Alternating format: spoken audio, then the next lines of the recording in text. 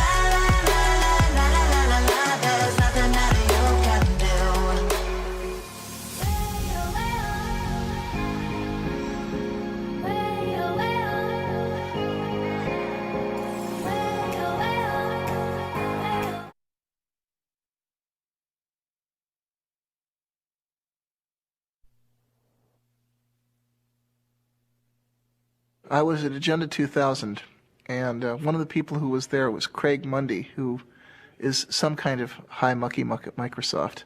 I think Vice President of Consumer Products or something like that.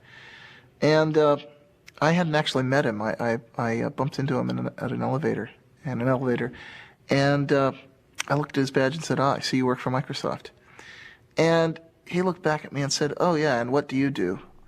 And I thought he seemed just a sort of a tad dismissive. I mean, here's the archetypal, guy in a suit looking at a scruffy hacker. And so I gave him the 1,000-yard stare and said, I'm your worst nightmare.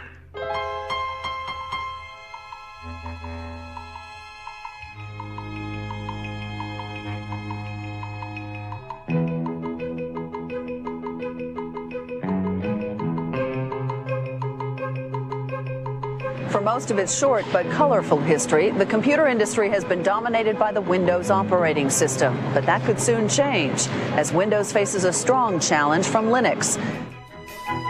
Silicon Valley has long been the place to develop new technology, start new companies, and get really rich. Now the Valley is the front line in a revolution fighting for that most politically incorrect of ideas, individual freedom. Day and night, a loose confederation of hackers and programmers zaps bits and pieces of computer code around the world as it builds the tools to set computer users free. Using open information and the free exchange of technology to achieve its goals, this revolution began in the 1980s with the free software movement and the GNU project, and now is most commonly associated with Linux and the open source movement. We do have one sector that is taking off today. It is the Linux-related sector. And I thought this might be a good opportunity to say, what is Linux? And I'll answer this question for you. Many of you probably already know, but there are 12 million users out there. A computer operating system developed by hundreds of programmers collaborating on the internet. A challenge to Microsoft Windows NT. Very popular for its speed. And so this is what the craze is about. To kind of explain what Linux is, you have to explain what an operating system is. And the thing about an operating system is that you're never ever supposed to see it, because nobody really uses an operating system. People use programs on their computer. And the only mission in life of an operating system is to help those programs run. So an operating system never does anything on its own. It's only waiting for the programs to ask for certain resources or ask for a certain file on the disk, or ask for the programs to connect them to the outside world. And then the operating system steps in and tries to make it easy for people to write programs. Open source is a way for people to collaborate on software without being encumbered by all of the problems of intellectual property, having to negotiate contracts every time you buy a piece of software, have a lot of lawyers involved. In general, we just want to get the software to work, and we want to be able to have people contribute fixes to that, etc. So we sort of sacrifice some of the intellectual property rights and just let the whole world use the software. Before there could be Linux, there was Richard Stallman and the free software movement. I mean, think of Richard Stallman as the great philosopher, right? And think of me as the engineer. Richard Stallman is the founding father of the free software movement. Through his efforts to build the GNU operating system, he created the legal, philosophical, and technological foundation for the free software movement.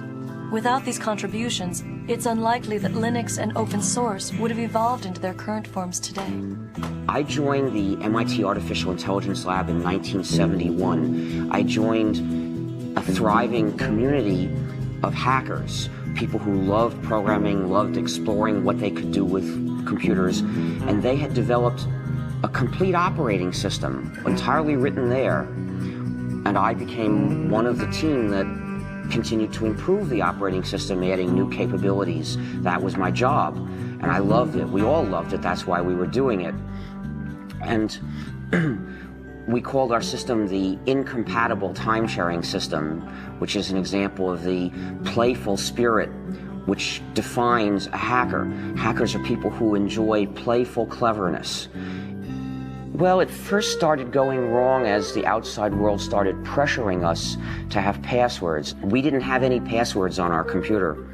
And the reason was that the hackers who'd originally designed the system realized that passwords were a way that the administrators could control all the users. And they didn't want to build tools locks and keys for the administrators to control them. So they just didn't do it. They left that out. And we had the philosophy that whoever's sitting at the computer should be able to do whatever he wants, and somebody else who was there yesterday shouldn't be controlling what you do today. When they put passwords onto one of the machines at MIT, I and a bunch of other hackers didn't like it. I decided to try a subversive sort of hack. I figured out how to decode the passwords, so by looking at the database of encoded passwords, I could figure out what each person would actually type to log in. And so I sent messages to people saying, hello, I see that you've chosen the password mumble, or whatever it was.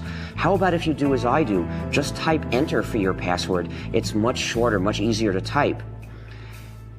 And of course, with this message, I was implicitly telling them that the security was really just a joke anyway.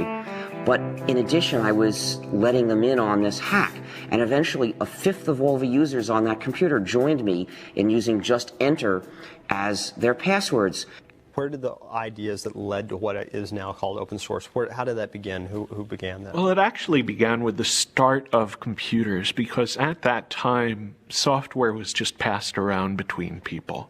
And I think it was only like in the late 70s, early 80s, that people started really closing up their software and saying, no, you can never get a look at the source code. You can't change this software, even if it's necessary for you to fix it for your own application. And you can actually blame some of that on Microsoft. They were one of the real pioneers of the proprietary software model. In the mid-1970s, a group of hackers and computer hobbyists in Silicon Valley formed the Homebrew Computer Club. In the club's January 31st, 1976 newsletter, Bill Gates of the recently formed Microsoft wrote an open letter to the community where he made a point-by-point argument for the relatively new concept of proprietary software. Up to that point, the practice of computer users had been to freely pass around software with not much thought given to its ownership. Known as an open letter to hobbyists, Bill Gates writes, "To me, the most critical thing in the hobby market right now is the lack of good software courses, books, and software itself. Without good software and an owner who understands programming, a hobby computer is wasted. Will quality software be written for the hobby market?" Gates goes on to write, "The feedback we have gotten from the hundreds of people who say they are using BASIC has all been positive. Two surprising things are apparent, however. One, most of these users never bought BASIC, and two, the amount of royalties we have received from sales to hobbyists makes the time spent on Altair BASIC worth less than $2 an hour. Why is this? As the majority of hobbyists must be aware, most of you steal your software. Hardware must be paid for, but software is something to share. Who cares if the people who worked on it get paid? Is this fair? One thing you don't do by stealing software is get back at MITS for some problem you may have had. MITS doesn't make money selling software. One thing you do is prevent good software from being written. Who can afford to do professional work for nothing? What hobbyist can put 3-man years into programming, finding all bugs, documenting his product, and distribute it for free? The fact is, no one besides us has invested a lot of money in hobby software. What about the guys who resell Altair BASIC? Aren't they making money on hobby software? Yes, but those who have been reported to us may lose in the end. They are the ones who give hobbyists a bad name and should be kicked out of any club meeting they show up at. I would appreciate letters from anyone who wants to pay up or has a suggestion or comment. Signed, Bill Gates, General Partner, Microsoft." In the late 70s and early 1980s, Richard Stallman was doing artificial intelligence research and coding at the MIT Artificial Intelligence Lab. Richard had a number of negative experiences during that period which soured him on the whole idea of commercial software. Such as?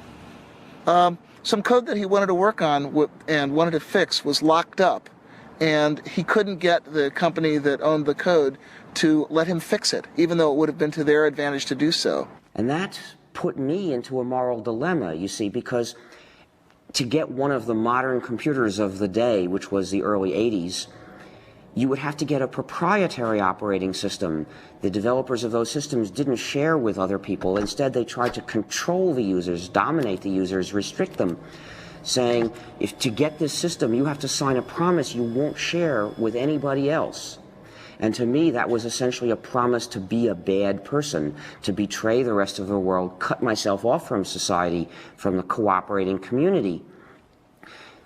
And I had already experienced what happened when other people did that to us, when they refused to share with us because they had signed these contracts. And it hurt the whole lab, kept us from doing useful things before. So I just wasn't going to do that. I felt, this is wrong. I am not going to live this way. And from experiences like this, he developed a profound hostility to the idea of intellectual property in software. He eventually acted this out by founding the Free Software Foundation. So I looked for another alternative, and I realized I was an operating system developer. If I were to develop another operating system, and then as the author encourage everyone to share it, say, everyone, you come and get it, use this, form a new community, not only could I give myself a way to keep using computers without betraying other people, but I'd give it to everybody else too. Everybody would have a way out of that moral dilemma. And so I realized this was what I had to do with my life. I actually began the project in January of 1984. That's when I resigned from my job at MIT to start developing the GNU operating system. Now, I should explain that the name GNU is a hack because it's a recursive acronym. It stands for GNU's not Unix. You see, so the G in GNU stands for GNU. And what the name means is I was developing a system that was like the Unix operating system, but was not the Unix operating system. This was a different system. We would have to write it completely from scratch because Unix was proprietary. We were forbidden to share Unix. We couldn't use Unix. It was useless for a community. So we had to write a replacement for it. Throughout the 1980s, as Richard Stallman was building the GNU project, computer scientists from the University of California at Berkeley were developing their own free operating system. Known as Berkeley Unix, or BSD, it was based upon the Unix kernel which had been licensed from AT&T. However, due to legal problems with AT&T and fragmentation of the source code, hackers and other non-institutional users were slow to adopt it. Well, Unix consisted of a large number of separate programs that communicated with each other. So we just had to replace these programs one by one. So what I started doing was writing a replacement for one program, and then another, and then another, and then people started joining me because I published an announcement inviting other people to join me to help write these programs. And by around 1991, we had replaced practically all of them. What were some of the programs that you Well, we had to have a complete system, you need to have a kernel, which is the program that allocates resources to all the other programs. You need a compiler, which translates a program from readable source code that programmers can understand into numbers, mysterious numbers that the computer can actually run. You need other programs that go with the compiler to help do this job. You need a debugger, you need a text editor, you need text formatter, you need mailers, you need lots and lots of things. There are hundreds of programs in a Unix-like operating system. I saw Stallman's announcement. Actually, I met him in February of 1987. He came to give a 5-day tutorial on Emacs at our company. And during the day, he would explain new ways to think about Emacs and ways to extend and enhance it and to use the Emacs source code for better or worse. But in the evening, he was busily working on this compiler, and he had not yet released it to the public, so he was being a little bit careful about who got to see the source code. But I was very eager, and when he first announced it in June, I downloaded it immediately. I played with it. I got some pointers from him, and when I sent the source code back to him, he was very actually amazed at how quickly I was able to ramp up on his technology. Whenever we worked on something at Stanford or in the university, we would get, mostly at the time we were working off of machines from Digital Equipment or Sun, mostly Sun. Whenever we would get a Sun machine, the first thing we would do is we would spend literally days downloading GNU free software from the internet, building it and installing it on that Sun machine. The crucial thing about GNU is that it's free software. Now, free software refers not to price, but to freedom. So think of free speech, not free beer. The freedoms that I'm talking about are the freedoms to make changes if you want to, or hire somebody else to make changes for you if you're using the software for your business, to redistribute copies, to share with other people, and to make improvements and publish them so that other people can get the benefit of them too. Now, those are the freedoms that distinguish free software from non-free software. These are the freedoms that enable people to form a community. If you don't have all these freedoms, you're being divided and dominated by somebody. My first experience contributing to free software came in late 1989, early 1990. I was working as a graduate student at Stanford University on computer-aided design tools. One of the pieces I needed was a tool called a parser generator. Well, the Free Software Foundation under Richard Stallman had created a great tool called Bison. I needed a tool that worked with C++. Bison worked with C. I modified Bison to create something called Bison++. And it was a tremendous feeling of empowerment to be able to take a piece of software that was available and create what you needed in a very short piece of time by modifying it. I put it back on the internet, and I was amazed at the number of people that picked it up and started using it. In fact, I remember going to job interviews. I at various times considered just going out and getting a job, and I had gone to a job interview, and I was talking with one of the people, and I started asking them about what tools they used, and they said, gee, we use Bison++, and I said, oh, I'm the author of Bison++. Free software generally does have a copyright, it does have an owner, and it has a license. It is not public domain. If we put the software in the public domain, somebody else would be able to make a little bit of changes and turn that into a proprietary software package, which means that the users would be running our software, but they wouldn't have freedom to cooperate and share. To prevent that, we use a technique called copyleft. The idea of copyleft is that it's copyright flipped over. And what we do is we say, this software is copyrighted, and we, the authors, give you permission to redistribute copies. So we give you permission to change it. We give you permission to add to it.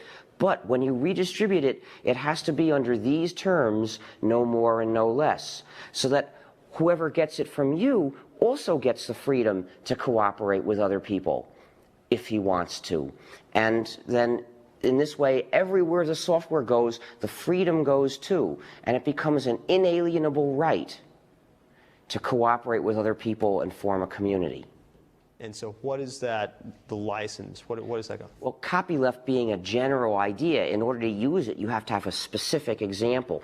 And the specific example we use for most GNU software packages is the GNU General Public License, particular document in legalese which accomplishes this job. A lot of other people use that same license. For example, Linus Torvalds uses that license for Linux as well.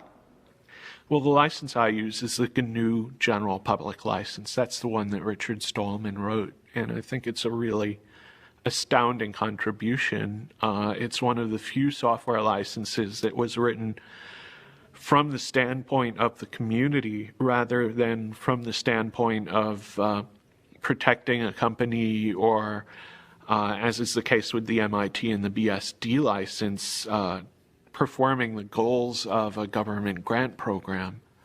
And the GPL is really unique in that it's not just a license, it's a whole philosophy that I think motivated the open source definition. I don't hide that a lot of what I do came from Stallman.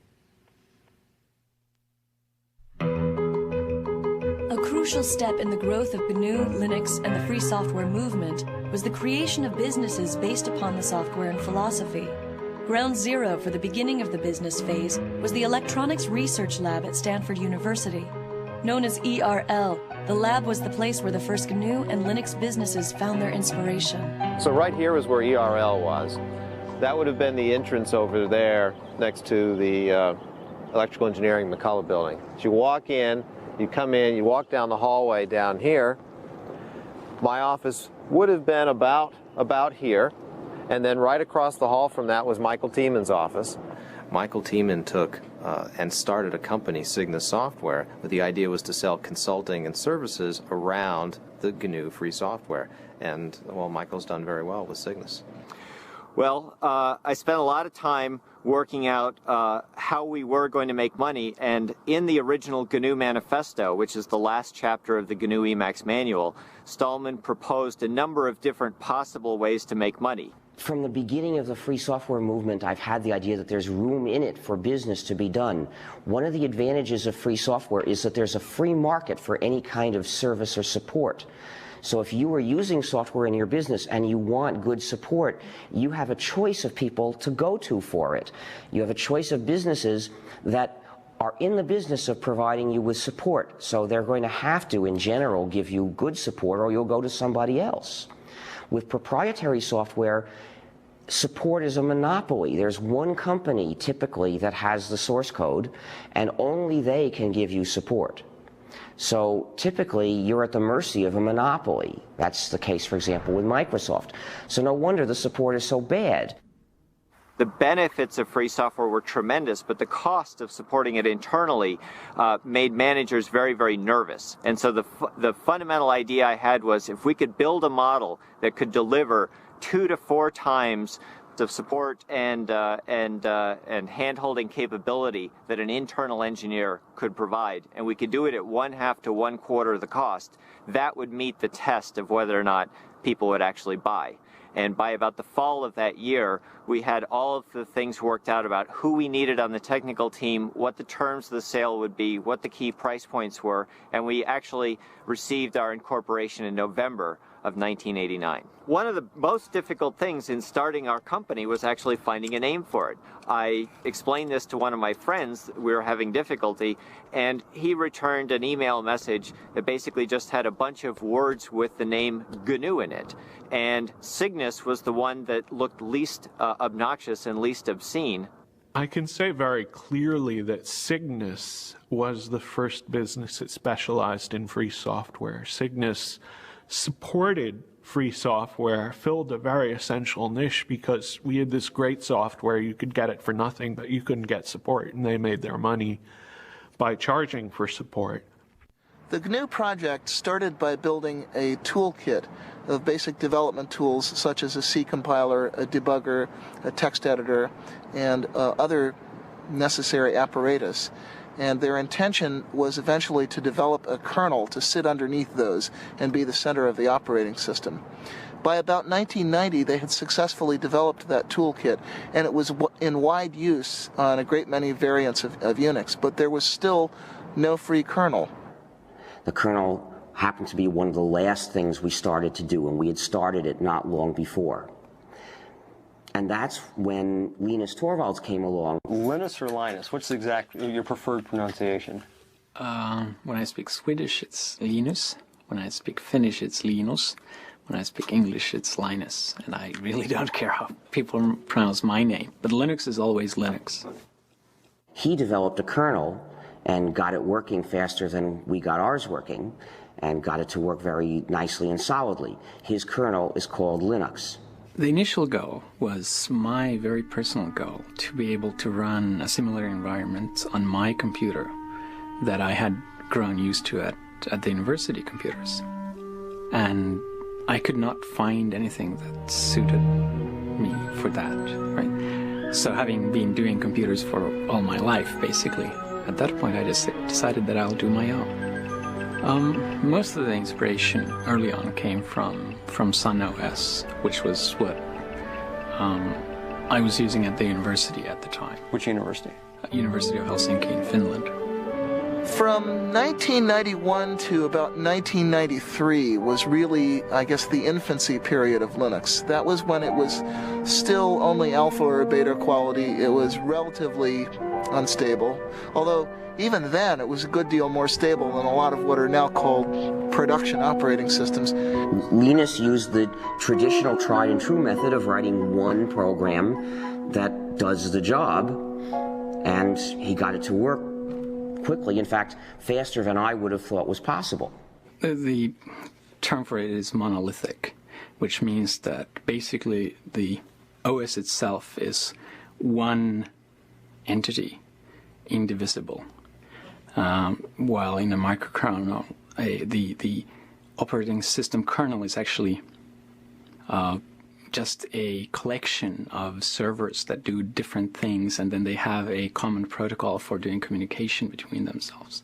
So why is it that if the GNU project had so much lead time, so to speak, doing this, why is it that he was able to kind of come in at the tail end, well, so to speak? We actually started the GNU herd not long before he started Linux. And as it happened, though, we chose a design that's a very advanced design in terms of the power it gives you, but also turns out to be very hard to debug. We decided to divide up the kernel, which traditionally had been one program, to divide it up into a lot of smaller programs that would send messages to each other asynchronously to communicate. And the problem is that style of programming has a great deal of potential for bugs, which are often very hard to figure out because they depend on does this program send this message before or after this one sends that message. And the result was, it took us years to get the thing to work. What is Linux's relationship to the GNU project? Well, there's relationships to GNU on kind of multiple levels. One is just a philosophical level of thinking that making your source open is a good idea. When Linus developed the kernel, he wasn't doing it for the GNU project. He did it independently. And he released it independently, and we didn't know about it. But some of the people who did know about it decided to look for what else they could find to put together with that kernel to make a whole system. And they looked around, and lo and behold, everything they needed was already available. What good fortune, they thought, but actually there was no chance about it. They had found all the pieces of the GNU system, which was missing just the kernel. So when they put all that together, really they were fitting Linux into the gap in the GNU system, but they didn't know that. There's a lot of these programs done by the Free Software Foundation and done by other people like Linux, and there's a symbiosis between Linux and the programs, so that the programs run on Linux and at the same time, and they take advantage of Linux as a platform, while Linux takes advantage of the programs by just being able to use them. What programs? For the main one is actually the GNU C compiler, which without a C compiler it would not have been possible to make Linux or most of the open programs available. Linux uses the GPL, and I agree with the kind of philosophy behind the GPL. That said, the GPL itself is not a very pretty document, which is probably just because no lawyers can ever be very pretty.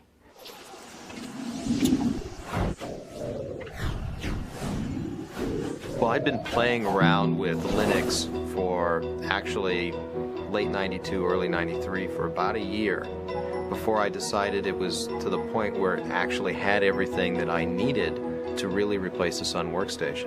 And I was looking for a way to have a Unix workstation at home.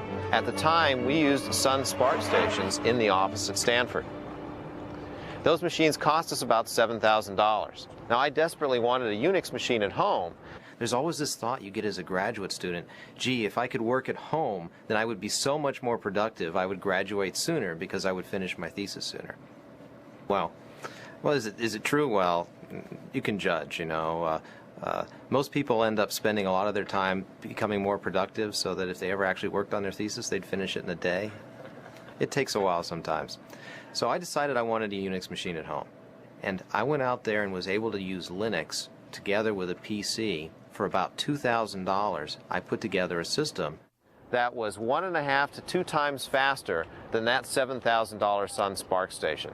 That was absolutely amazing. I had 1.5 to 2 times the speed at 1/3 to 1/4 the price. Light bulbs went off. I knew there was an opportunity here. This was a chance to really do something better than what Sun has done around open source and Linux.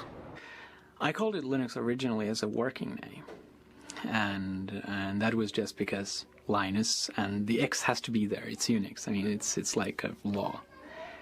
And what happened was that I initially thought that I can't call it Linux publicly because it's just too egotistical. And that was before I had a big ego, right? They thought they were taking a whole bunch of components and putting them around Linux.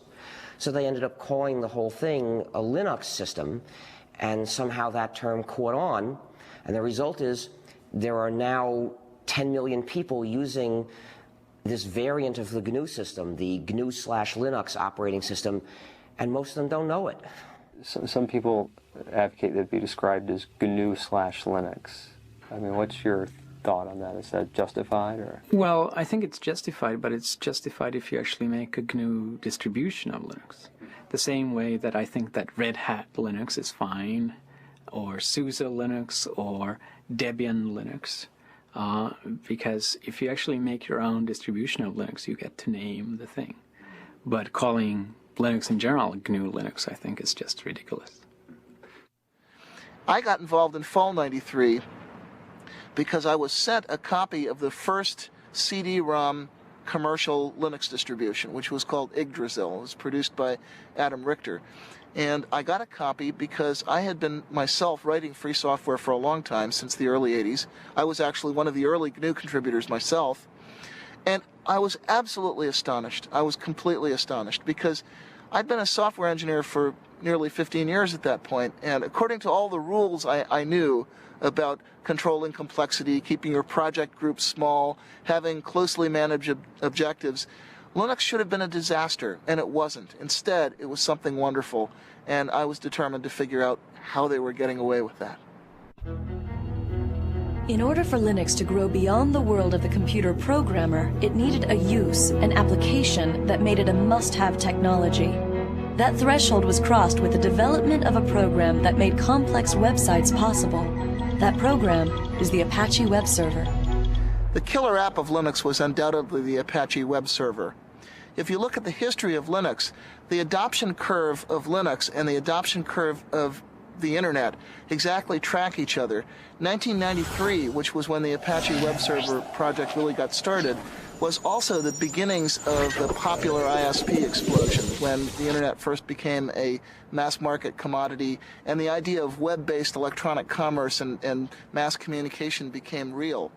I think it was one of the first applications that caused people to go, wow, if I install Linux, I get some tangible benefit from doing so, right? I mean, clearly there were a lot of interesting applications on Linux at the time, this being maybe 2 or 3 years ago when this thing really started to take off.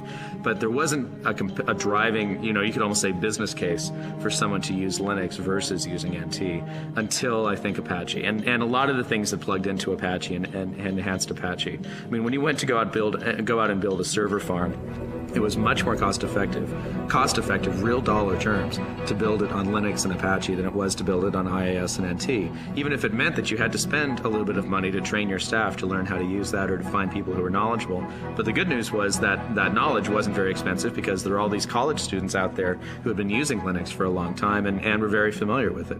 If you look at the trend curves in web servers, Apache has steadily been gaining in market share ever since. It's up to something like 66% now. It's steadily clobbered all of the closed source competition. And that's because it's more reliable, it's more flexible, it's more extensible. It does what webmasters actually need. And the combination of Apache and Linux found its way into a great many commercial shops. Essentially, Apache became the application that motivated internet service providers and e-commerce companies to choose Linux over Microsoft's Windows. It would probably run best on Linux and on FreeBSD. And the reason is the communities around those operating systems are also the communities that contribute the most back to Apache, right? And they were also the operating systems that internet service providers started using very heavily as well. And internet service providers really liked Apache because it allowed them to do a lot of different things that some of the commercial web servers didn't, such as the ability to host more than one website on a single box, which clearly if you're an ISP and you have 40,000 users and they all want their own website is going to be pretty important to you. One of the key factors in the growth of Linux was the creation of companies that specialized in the distribution and support of the operating system itself. Among these companies, Red Hat Software is the best known. Red Hat started as a product of Mark Ewing. While he was working at IBM, he wanted a little better Linux distribution. He started playing around. Found out he spent more time maintaining his Linux distribution than he did working on his new project. So he sort of started the distribution itself. He met up with Bob Young, who at the time was running a company called ACC Bookstore, which was a mail-order PC Unix catalog. And Bob kind of knew he wanted something, more his own to market rather than reselling other people's products. And he was fairly good at marketing. And Mark knew he needed some marketing help because he was fairly good at the technical parts. So they kind of got together. I started working with Red Hat in May of 1995, basically right out of NC State, along with Eric Trowan, who me and him combined make up employees number 4 and 5. And we actually reported to work at an apartment that Mark Ewing used to live in. We took it over as kind of the development part of Red Hat software, and stayed that way till about November of 1995 when a toilet we had in the apartment kind of exploded, flooded our downstairs neighbor, and she got a little upset, and the apartment folks found out we were running a business there instead of actually living there at the same time, so they decided to throw us out. So at that point we had about a week to go find our first office, which we did, and get ourselves moved in a hurry. So.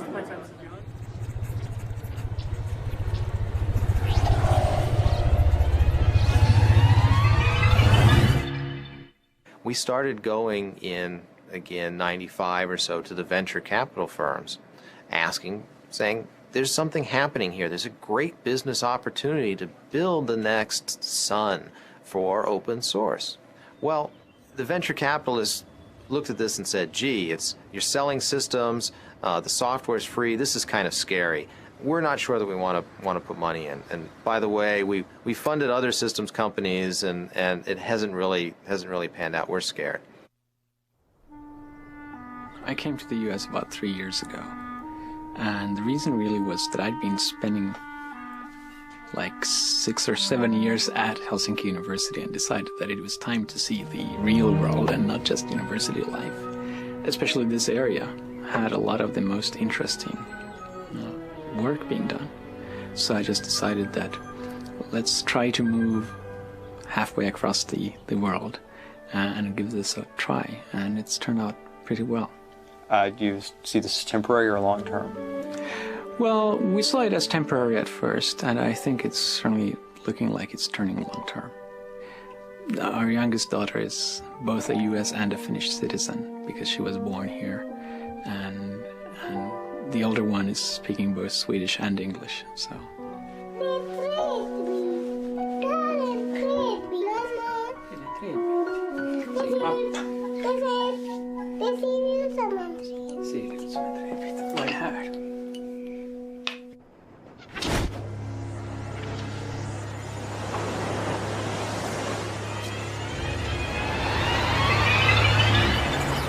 The next major event was one that I had a direct hand in. I wrote a paper called The Cathedral and the Bazaar, which was my observations, my anthropological analysis of what it was that made the open source world work. We didn't call it that then. We're still using the term free software primarily. So it was my observation of what made the free software world work and why we were able to produce extremely high quality software in spite of constantly violating all of the standard rules of software engineering. In that paper, I was setting up a contrast between two different styles of development, two opposed styles of development. One, which is the conventional closed development style, which I called the cathedral style. In that one, you have tight specification of objectives, small project groups which are run in a fairly hierarchical, authoritarian manner, and you have long release intervals. On the other hand, what I identified as happening in the Linux world was a much more peer-to-peer, decentralized market or bazaar-like style in which you have very short release intervals and constant solicitation of feedback from people who are formally outside the project, a very intense peer review process. And the startling thing was that the more I looked at this, the more it seemed that trading away all the supposed advantages of conventional closed development for that one single advantage of massive independent peer review actually seemed to win, actually seemed to get you good results. The reason Netscape is important is that they were the first large company to participate in open source. We had Cygnus providing support, but we didn't really have much business. And Netscape went to open source essentially as a way to fight Microsoft, which was giving away Internet Explorer, but not letting anyone else have the source code, not letting companies collaborate. Working as part of the sales force, I got a good idea of why people bought our software and what it took to make our software successful in the marketplace against competitive products. However, the problem we were seeing is that as time went on, our software was being competed against by other people's software, particularly Microsoft's. And as time went on, the price of our software had to drop because other people were giving their software away at no charge or at little charge. No, the real problem was that they feared that Microsoft would achieve a monopoly lock on the browser market, and they would then use that monopoly lock to pervert, actually, the HTTP and HTML standards that the web depends on. And once they had turned those standards into lock-in devices, they could then use that control to drive Netscape out of the server market, which is where it was making its real money. My concern was that as time went on, Netscape's business would be threatened by the fact that we didn't have enough people to do all the things we needed to do as a company in order to keep our software viable in the marketplace. The Netscape release happened in early 1998, and I was told later, I had no idea at the time, that it came about as a direct result of the right people having read The Cathedral and the Bazaar. The Cathedral and the Bazaar, the paper by Eric Raymond, was a significant influence on Netscape's decision to release source code. Came as a complete shock to me. I wasn't really ready for the thought that I was changing the world, even by accident. However, it was not by any means the only influence on that decision, and not necessarily the most important one when all is said and done. As I said, Netscape had already been talking about releasing source code for quite some time before anybody had ever heard of Eric's paper. Linux Congress in early 1997, which was the first place that I gave that paper. And one of the people who heard it was Tim O'Reilly of O'Reilly Associates. And he thought it was pretty intriguing. And he asked me to give it at his first Perl conference, which was later that year in fall of 97. And apparently what happened, I was told later, although I had no idea this was happening at the time, is that some people from Netscape actually heard the paper at the Perl conference and took those ideas back to Netscape, and they kind of lit a fire there. The role of my paper was essentially to make the internal case at Netscape, to make the business case for why Netscape should release its source code. The paper was called Netscape Source Code as Netscape Product. A strange title. Essentially, what the title meant was that, in my opinion, we needed to think of source code not just as something that was used in creating our products, but as something that was a product in its own right, something that customers might use, that other people might use. I then looked at what the business models might be if we release source code for our products. How would we license them? How would we sell products in this environment? Then I looked at the competition, particularly Microsoft. What would they be likely to do if we release source code? Was there some way they could use our source code against us? I used Eric's paper as an example of how distributed development could work, how a company could develop software not just using their own people, but also working with people on the internet. That's why I included a reference to Eric's paper in my paper. Once my paper was circulated, the people who read my paper would naturally enough find a reference to Eric's paper and read that as well. And who was involved in making that happen at Netscape? Primarily, the person who made the actual decision was Jim Barksdale. And this turned out to be important later, that our big win, the big score that gave us mainstream visibility and credibility with investors, came not because of bottom-up evangelism from a bunch of engineers, but because one strategist at the top saw the potential power of this method and then essentially imposed that vision on everyone underneath him. When I completed the paper, I first gave a copy to Mark Andreessen, who was co-founder of Netscape and was at the time in the senior management team at Netscape. Mark then gave a copy of the paper to several other people within Netscape management, including Jim Barksdale. I'm not sure exactly when Jim and the other senior managers made the actual decision. I believe it was in early January sometime.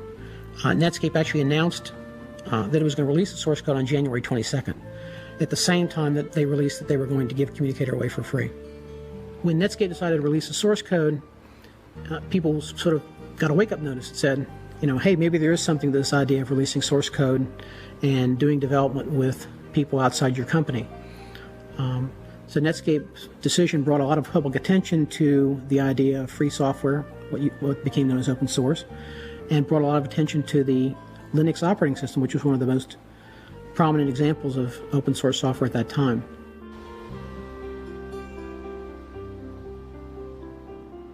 This is our first office, Mountain View, California. We moved here in early 1995. This is 4,000 square feet. It was an incredible leap of faith for us to move out and take the company to our own office. Now, what's really important about this place is that this is the office where the term open source was invented. If you walk into an executive's office and you say, free software, okay, if you're lucky, the response you'll get is something like, free software must be cheap, shoddy, worthless. And if you're not lucky, it has associations with the Free Software Foundation's wholesale attack on intellectual property rights, which, regardless of what you think about the ethics of that, it's lousy marketing. It's not something that businesses want to hear. So Eric Raymond knew that there was a problem. We'd been calling this free software, but people took the term free and associated with free of charge. They thought that you couldn't make money or you couldn't sell, which is exactly the wrong concept. We wanted to get across the idea that the software was open and that the source code was available. Very important pieces. We had this meeting at the VA offices in Mountain View where Eric, myself, and Christine Peterson from the Forsyth Institute joined us, as well as several other people. Christine Peterson was there by phone.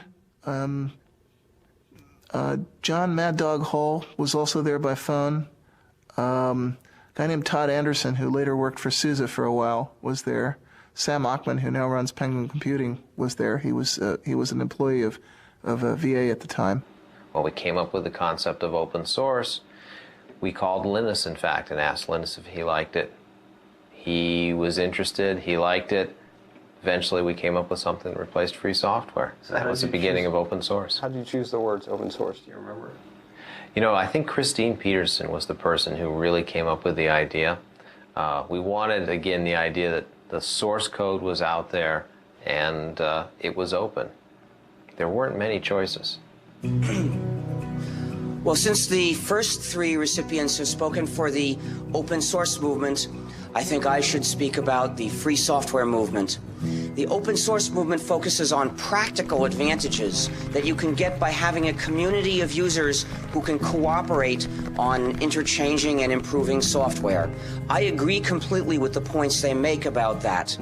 The reason why my views are different, why I am in the free software movement rather than the open source movement, is that I believe there's something more important at stake, that freedom to cooperate with other people, freedom to have a community is important for our quality of life. It's important for having a good society that we can live in, and that is, in my view, even more important than having powerful and reliable software. But I think some of the people in the free software camp are a little scared by the commercialization. And, you know, of course, a rebel is put off by success. I think that commercialization is very important. We want to mainstream this software. And I work with Richard Stallman, who's the gray-haired man of free software, on a regular basis. And I don't feel I have any philosophical differences. Me as author of the open source definition, and he is originator of free software as an organized thing, except for one thing. Richard wants all software to be free, and I think that free software and non-free software should coexist. That's the only difference we have. We decided early on that what we needed a definition. We needed a kind of meta license to define the term open source. And what we came up with is a document called the Open Source Definition. It's derived from the Debian Free Software Guidelines that were originally written by Bruce Perens. I had written the original draft of that, discussed it for a month with the Debian developers. Debian is a Linux distribution, and made it their project policy. And Eric and I decided to relabel what we'd written for Debian as the open source definition, and to say open source is software that gives you a list of 9 rights, which is in the open source definition. The first right is free redistribution. This doesn't mean free as in no price, it means liberty. You have to be free to redistribute your software to someone else, and actually no price is a side effect. You can charge for that redistribution or not. It has to come with source code so that someone can maintain a program. If they go from a PC to a Mac, for example, they can change the software. Derived works have to be possible. If someone has to improve your program, they should be able to distribute the result. There's a provision about integrity of the author's source code, which says that the author can sort of maintain their honor, and if you make a change, you might have to change the name of the program or mark out your change very clearly so that your change doesn't reflect on the author. There's no discrimination against people or groups. The example I usually use is you can't stop an abortion clinic or an anti-abortion activist from using the software. There's no discrimination against fields of endeavor, and that means the software has to be usable in a business as well as in a school. The license has to be distributable. In other words, I have to be able to give that license to someone, and that license then should work if that someone gives it to yet a third person. The license can't be specific to a product. In other words, if I distribute my software on a Red Hat system, the license can't say, you can't distribute this on a SUSE or a Debian system. The license can't contaminate other software. So if I distribute this on a CD with another program, it can't say that other program must be free, otherwise you can't distribute my software. And then the only other part of the open source definition is a list of licenses that were accepted. And the ones that we started with were the GPL, which was actually the example for a lot of what's in the open source definition, the BSD license, because software for BSD system pre-existed Linux.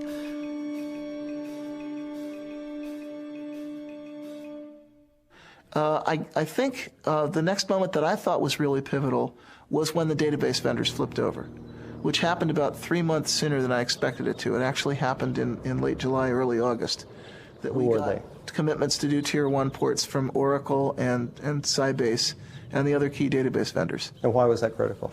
Because we knew that in order for the open source story to be credible, and especially in order for the Linux story to be credible, we'd have to get commitments from independent software vendors to do ports of their applications to these platforms. And I was actually kind of worried. I felt that we were in a window of vulnerability between the time that we announced the open source campaign and the database vendors flipped over. That was the point at which hostile action by Microsoft or other closed source software companies, that was the point at which a serious marketing blitz might actually have sunk us. But once the big database vendors flipped over, that opened the way for other ISVs. That started a snowball effect going. Every 6 months or so, I would come back to the venture capitalists and I would show them the new numbers, showing more and more people adopting Linux, the new people porting, new users, and I'd show them our customer list. And our customer list was getting much more impressive. It was people like Cisco that were beginning to appear. People like, the .com companies were starting to show up on our customer list. And eventually the venture capitalists, they kept looking at it and they kept saying, oh, we can't quite do it. Finally, Linus appeared on the cover of Fortune because there was something happening with open source. Well, at that point, the the venture capitalists couldn't ignore it. They just got sick of hearing about Linux everywhere, and they got tired of me just showing it to them every at that point almost every week.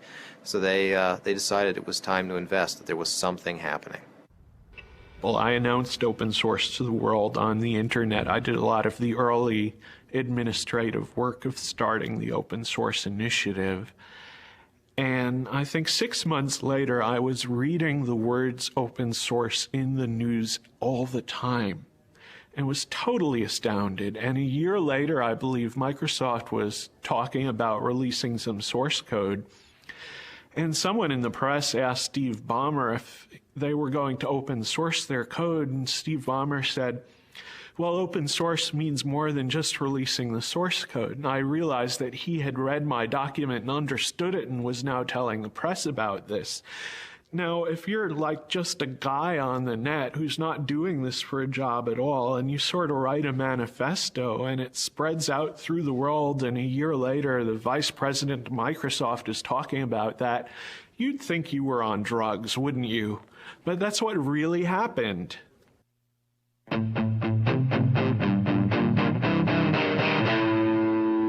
The local user groups tend to be more an issue of building a social network, especially getting people familiarized with the issues, also just acting as a kind of support network for people who do not, for example, have the ability to pay for a commercial support network.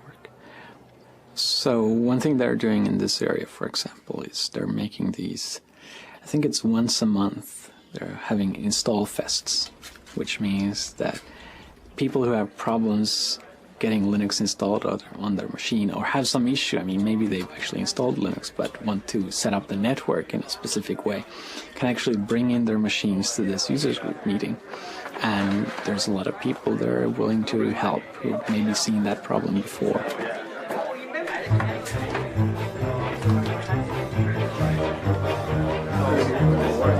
So the card that only connects locally, go back to this. Well, actually things aren't going so well. I tried it earlier myself. I had problems, and so I came to this install fest where all the gurus abound. Hopefully I'll have better luck getting it in. Instead of sending emails or writing to news groups on the internet and waiting several days for the answer, sometimes it's easy to come here and find other people who might know about your problem and may be able to help you. And hopefully within a few hours you have your machine installed. Originally I wanted to install on my larger laptop, and so I just did a search on the net and found where there were resources to get help.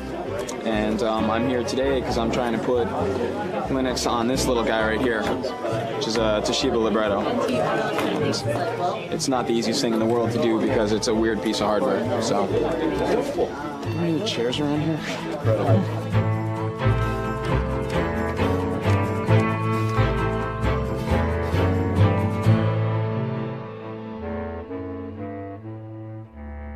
I think the Department of Justice case has made people aware of the fact that you should at least look for alternatives to Microsoft, and maybe Microsoft isn't the American dream after all. And that kind of shift in perception, you can very clearly see that people just took Microsoft for granted. And maybe they're still buying Microsoft, but at least they're kind of more aware of the issue these days. Microsoft actually used Linux as defense. They used Linux to ground a claim that they don't have a monopoly because Linux could essentially push them off their catbird seat at any time. It was a very ingenious argument, totally specious, because it didn't do anything to answer the charge that they had previously engaged in bullying and various anti-competitive practices. But it was clever of them. In an event, the judge didn't buy it. Well, ordinarily we in the Linux community are rather wary about letting Microsoft become the issue, but there was a Slashdot article about December of '98 where a fellow named Matt at the Noodle had pointed out that a gentleman in Australia had managed to receive a refund for the unused copy of Windows that came with his computer. So he declared the 19th of January, was it January? It's February, I'm sorry, the 19th of February, he declared the 19th of February Windows Refund Day, and he encouraged everyone to go to their computer manufacturers and return their unused copies of Windows as it was specified in the Windows End User License Agreement. Yeah, it's important to remember that in the license itself it says that you can receive a refund if you don't use the software, and that the manufacturer is bound by law to do this, or at least bound by contract. And we found that, you know, if you called up these manufacturers, they basically said, "It's stop bothering me, kid," and hung up on you. We didn't really want to sort of give out the location of where we were going to meet until, you know, at the very last second. So what we did is we had people meet at places that we could control in the different towns around here. So I was the San Jose marshal, and I believe, Nick, you were the San Francisco? Rick Moen and I did San Francisco. Right. Yeah. And so we had maps there, and we handed them off to everybody who was coming. Well, we actually met at a Denny's that's just outside the Foster City limits, Foster City city limits, which meant also that it was just outside the Foster City police jurisdiction, which meant that any incidents that happened at the meeting point happened in the jurisdiction of San Mateo, and if they told us to get lost, we'd say, fine, we're going to Foster City, bye. It's sort of the Dukes of Hazzard method of avoiding the cops, so. Well, actually, we marched on the other side of this building. We marched around and up onto the parking structure that's up there. And that's where Microsoft had a reception laid out for us with drinks and a big sign that said, you know, Microsoft welcomes the open source community. And the local news cameras got shots of Eric Raymond and the Microsoft representative. The Microsoft story seemed to mostly be that this was not an issue for Microsoft, but rather from the OEMs. So we all needed to go back to our computer manufacturers and try yet again to try and get a refund from them. We responded to them saying, you know, we've tried that, it's not possible. We need Microsoft to take action at this point. And they just repeated the tagline over and over again. You need to go to the OEMs, the manufacturers, and get your refunds there. We had about 150 people, probably about half of which had signs and such, so. Well, we ended up actually right in this courtyard here. Basically, we originally gathered outside. Various people sent groups in. People from the FreeBSD camp sent a couple folks in. We had Eric Raymond and Chris actually tried to go up eventually. And, they had blocked the elevators off to us. Where were their offices? Their offices are right up here on the 9th floor. We got some really nice press out of it. And we think as a result, Toshiba made it possible for you to buy laptops without the operating system on it. So it's a small victory, but well, and even now, companies such as IBM and a lot of other computer manufacturers are allowing you now to buy machines that don't have Windows on them.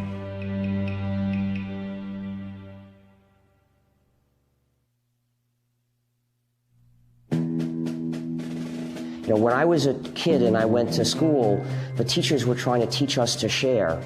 They said if you bring some candy, you can't eat it all yourself, you've got to share it with the other kids. But now the administration says teachers should be teaching kids to say yes to licensing. If you bring some software to school, oh no, don't share it. Sharing means you're a pirate. Sharing means you'll be put in jail. That's not the way society should work. We need the goodwill, the willingness to help other people, at least when it's not too hard, because that's the basis of society. That's the fundamental resource that gives us a society instead of a dog-eat-dog jungle. So what about people that say that if you have rampant piracy, it will eliminate the profit motive, and then in the creative works software will not be? Well, they're wrong on both counts. For one thing, people are making a profit from developing free software, but for another, the freedom to have a community is more important. People that casually look at open source free software and think, well, because you're supposed to share and do it for people's goodwill, doesn't that seem somewhat communist? What's your response? Absolute nonsense. It makes me really angry when people do that. Well, back in 1989, actually, communism would have been a compliment. The word that people were using at that time was crazy. I wanted them to use capitalism. Communism is an ideology that forces people to share. If you don't share, you get thrown in jail or killed. In 1990, we got a visit from a director of an institute in Moscow University. And actually, I saw him in Helsinki just 2 weeks ago. But in any event, he came by, and Richard Stallman had suggested that he visit Cygnus because he was interested in understanding how the free software model might apply to stimulating entrepreneurial innovation in Russia, of all places.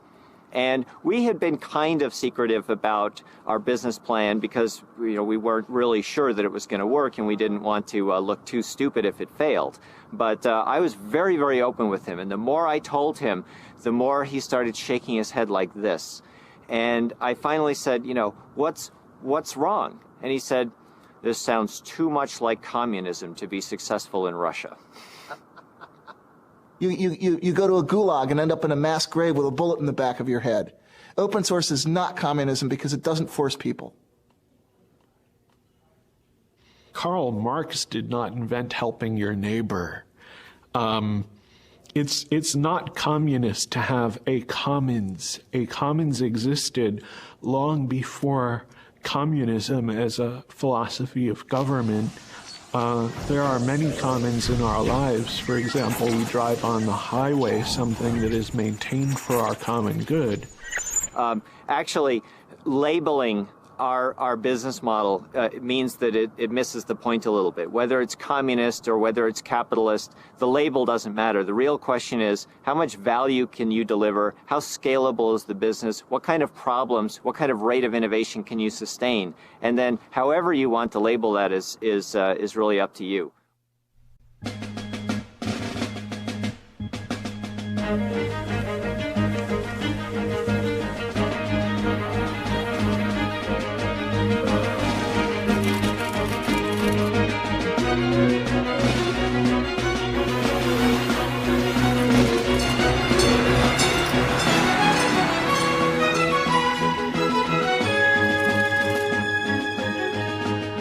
A lot of people described that August Linux World as Linux's coming out party.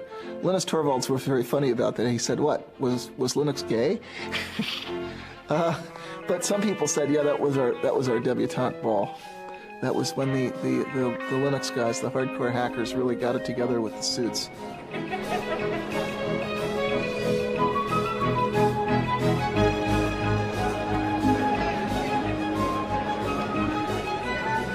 At 3 p.m. on August 10th, 1999, Linus Torvalds delivered the keynote address at Linux World. The crowd of 6,000 people began lining up at 12 noon.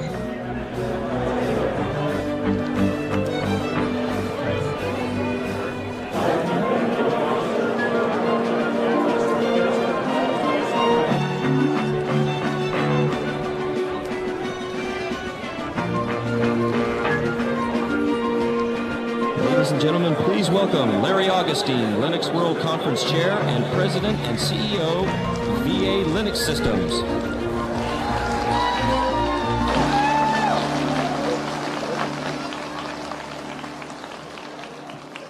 These guys have to clap. I pay them.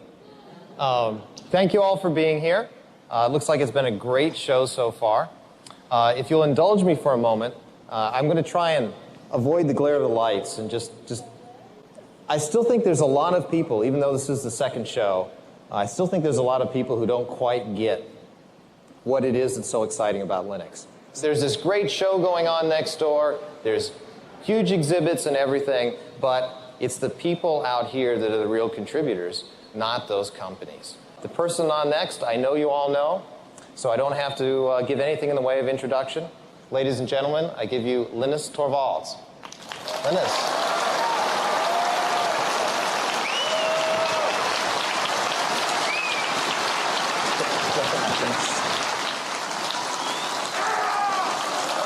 Calm down.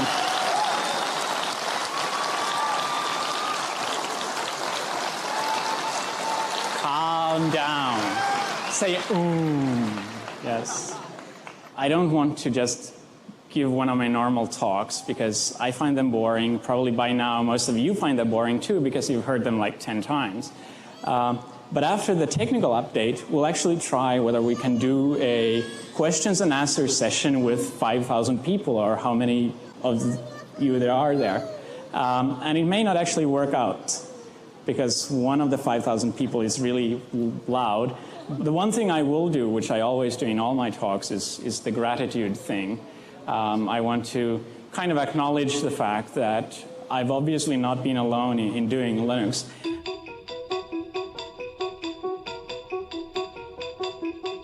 Red Hat up 228%. This is the IPO that everybody was waiting for. They, of course, are behind the Linux operating software. So here is all the surface of it. RHAT. I know what it is. All I've gotten today are comments about what the stock price is all morning. You know, it was at 41, it was at 42, it was at 47, it was at 53, it was at 51.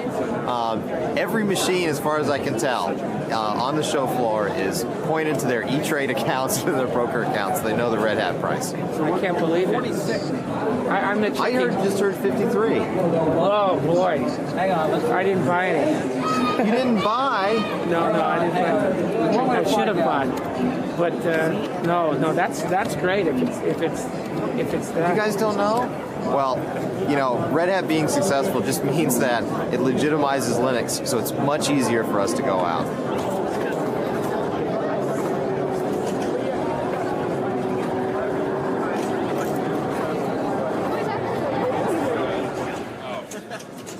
Yeah, our made for digital homoerotic adventure kits. The government confiscated that one. Yeah.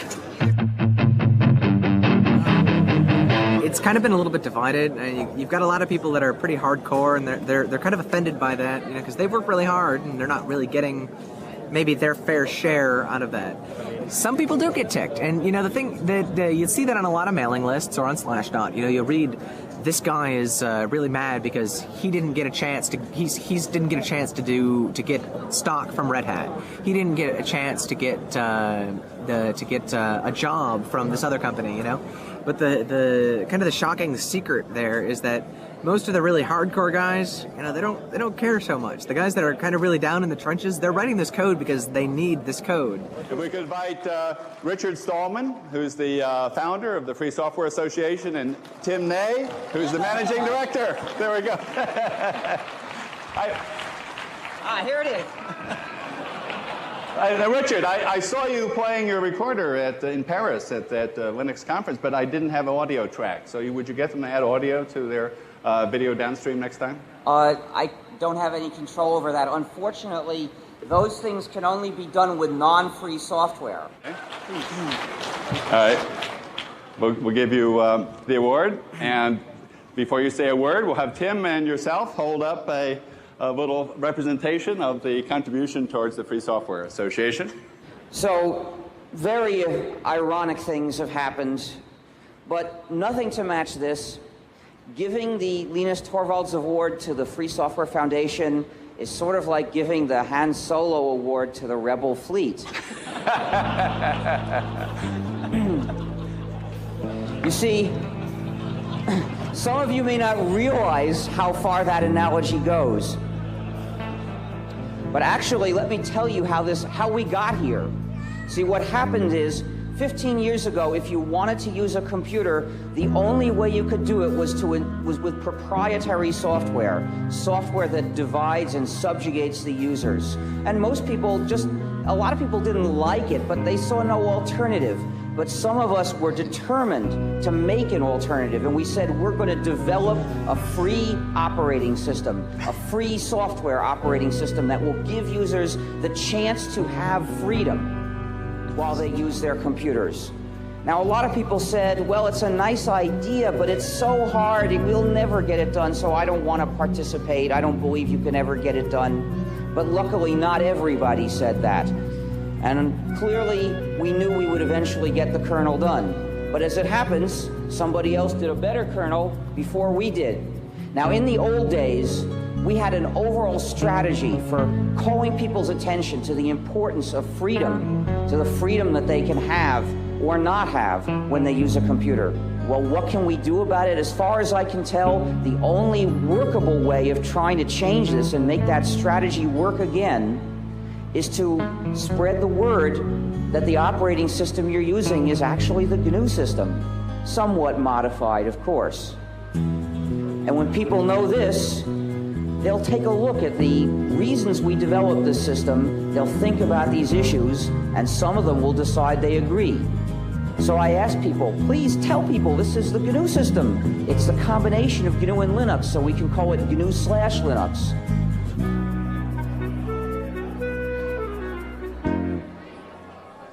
So, Larry, when you were at Stanford 8-9 years ago doing your PhD, did you ever think you'd be in this position?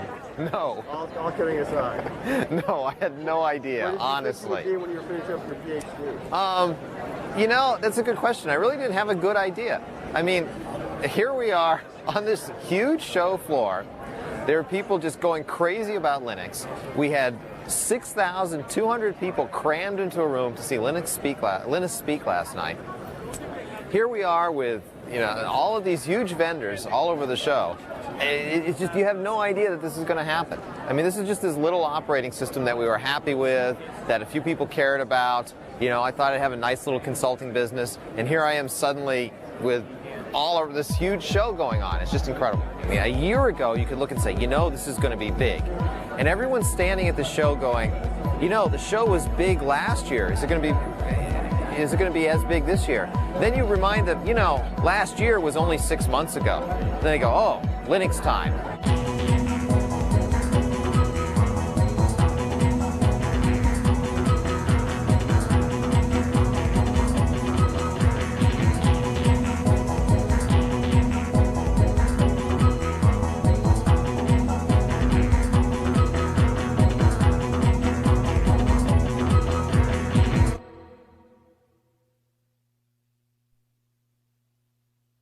So leading up to the IPO, we had arrived actually in San Diego on Tuesday night. We spent Wednesday morning meeting investors in San Diego. We flew up to San Francisco, spent Wednesday afternoon meeting investment firms in San Francisco. Then on the Thursday morning of the IPO was when our stock would be traded publicly. So it was nice that we had ended the tour in San Francisco, because we could go to the Credit Suisse trading desk the next morning to watch the public offering. And in San Francisco, being close enough to the company and to our families, we could invite people up to actually join us in the first trade. So I invited my wife, and we invited Linus and Tova and a number of other friends and people who worked in the company to join us. Whenever we invite Linus and Tova, they have 2 young children, and I have a daughter, Andrea, and we always bring the kids along. So we went into the Credit Suisse trading floor with all these traders, and there are these 3-year-old kids running around and chasing each other around the show around the trading floor.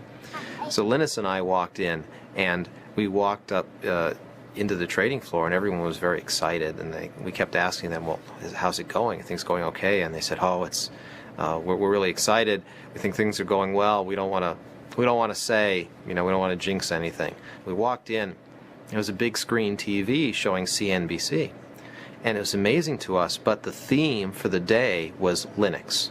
Now, we have an IPO that's going to go today, and when I mean go, it is going to go. The estimates I'm hearing are staggering, but watch VA Linux Systems. It goes at 1240 today. The symbol is LNUX, a provider of large-scale computer service and workstations specially designed for the Linux operating system. The original range on this IPO was $11 to $13, then $21 to $23, then $28 to $30, priced at $30.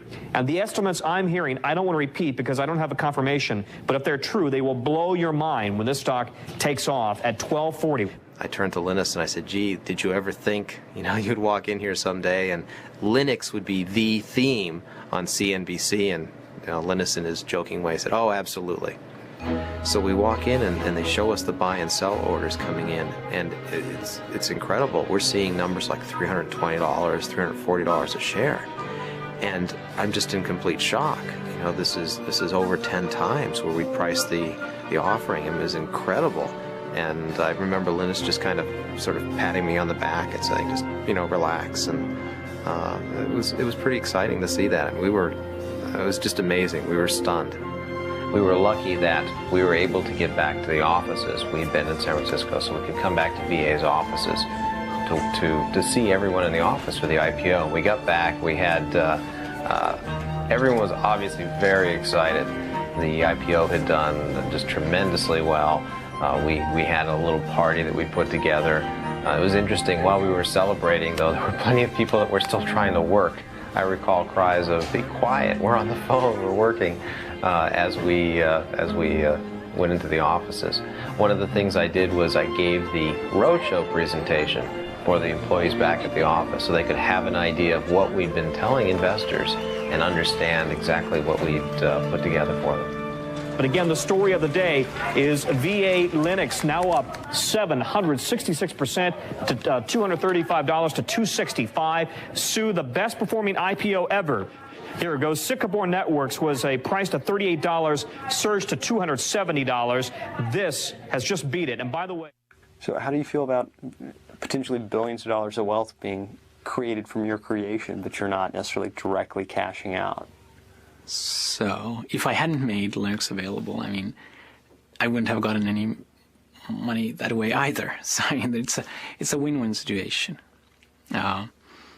Just the fact that there are a lot of commercial companies means that there are a lot of Linux people who used to work on Linux kind of on the side.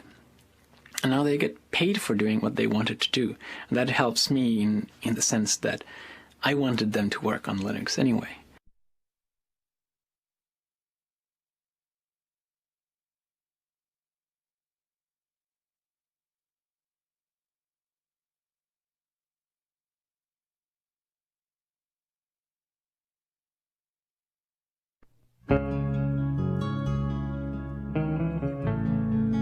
The whole GNU project is really one big hack. It's one big act of subversive, playful cleverness to change society for the better, because I'm only interested in changing it for the better, but in a clever way. Hi, we're the GNU Stallmans, and this is the free software song. Join us now and share the software. You'll be free, hackers, you'll be